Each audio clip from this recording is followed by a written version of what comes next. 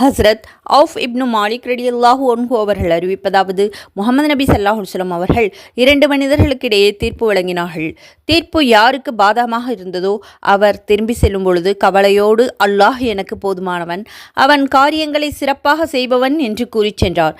இதை கேட்ட நபி ஸல்லல்லாஹு அலைஹி வஸல்லம் அவர்கள், தகுந்த திட்டம் தீட்டாமல் இருப்பதை அல்லாஹு தஆலா பலிக்கின்றான். எனவே இனிமேல் முதலில் தனது காரியத்தில் புத்திசாலித்தனத்தோடு நடந்து கொள்ளுங்கள்.